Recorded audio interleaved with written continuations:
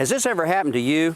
You turn on your sprinkler system expecting a gentle mist over the whole yard, and what do you end up with? A bubble machine. Well, that's not right. No matter how old your sprinkler system is, it needs some maintenance from time to time. We're going to show you some things you ought to know about that. In the meantime, though, I'm going to go cut off the water and we're going to fix this baby. Well, now that I've got the water cut off and I've got my buddy Daryl over here who knows everything there is to know about sprinkler systems, Daryl, what's my problem here? Well, it looks like, Al, now that you've got the water turned off, we can see that the head has been broken by either an edger or a lawnmower, and the nozzle's missing at the same time, so we're going to need to take that head out and replace it with another one. All right, and you just unscrew this, hoping that the riser is still in under there. That's right, and it is. So we're going to go back in with another 6-inch pop-up. So you can turn it back in, get it nice and tight. All right. And then we're going to go in and we're going to replace the nozzle.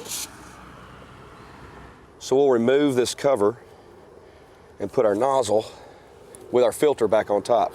Okay. We'll place our filter in there, it'll keep debris from flushing up into the nozzle, and then we'll replace the nozzle. We're going in with a 360 nozzle to cover the area. Which means it'll spray over the whole area here. All the way around, full circle. And it's that easy. It's that easy.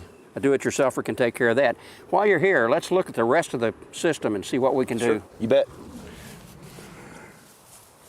Now, the reason the guys are tearing up my yard out here is so that you can see what the double check looks like.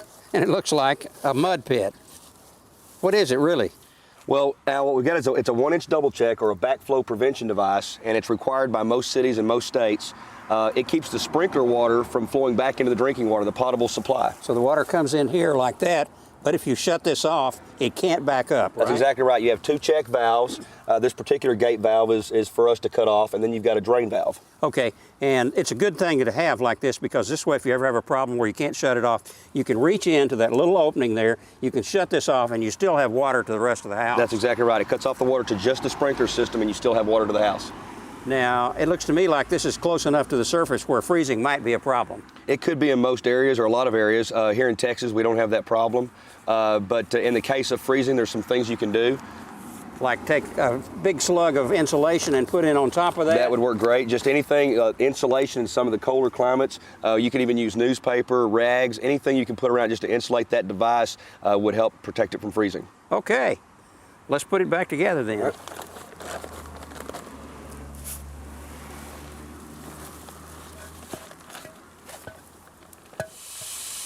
Now, Daryl, this sprinkler head used to shoot out about 5 feet on either side, and now it's just dribbling. Right, what we've got here, Al, is the most common problem in a sprinkler system, but the simplest one to fix. It's a StopUp nozzle. So we've got Pat stationed over at the double check. We're gonna have him turn that off, and then we're gonna unclog this nozzle. Pat, go ahead and turn it off. We'll remove the nozzle. There will be some debris inside, maybe an insect or some leaves, or we'll see what we got. And I think you've got a tool for the nozzle, don't you? Absolutely. Let me have that thing. The tool's a real exotic tool. It's a paper clip that we straightened out. That's but it's great perfect, for reaching in here, poking around these little holes. That's perfect. We'll get some dirt and some small bugs out of this. Flush that out. We got it. All right, let's put it back in. Get the nozzle back in, and then we'll get it adjusted. Have Pat turn it on. Look out, Al. That's okay. Now, that's the way it ought to be, isn't it? That's exactly the way it should look. You know, we've given you some really good tips on maintenance for your sprinkler system. If you have any questions, though, why don't you contact us on the internet?